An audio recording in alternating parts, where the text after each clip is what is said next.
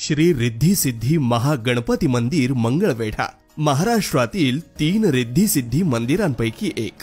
कोणतेही आधुनिक साधन व नकाशा न वापरता केवळ वास्तुशास्त्रात श्री मोहनलाल सोमपुरी यांच्या संकल्पनेनं पाषाणात बांधलेले हे मंदिर, ज्याला पूर्ण होण्यास 42 वर्ष लागली।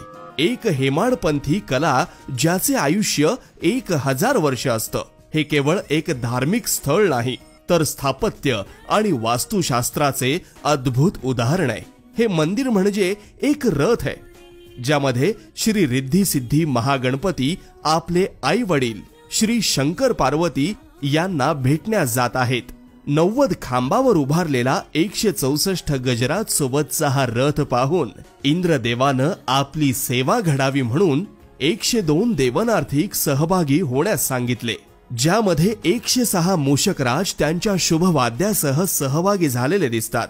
ही मिरवणूक शिव पार्वतीच्या महालासमोर आली असता त्यांच्या स्वागतासाठी प्रवेशद्वारावर सूर्य मूषक व चंद्र मूषक त्यांचे स्वागत करतात।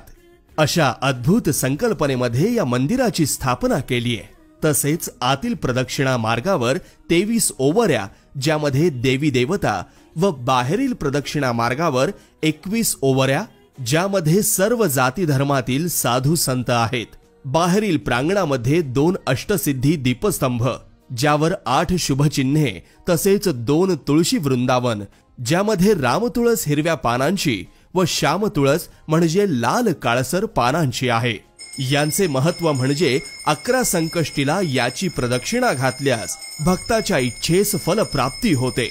एक सुंदर अशी अद्भुतता असलेले हे आपले मंगळवेढ्यातील श्री रिद्धी सिद्धी महागणपती मंदिर, ज्याची स्थापना केली श्री अशोक भगवान कोळी यांच्या स्वप्नाने।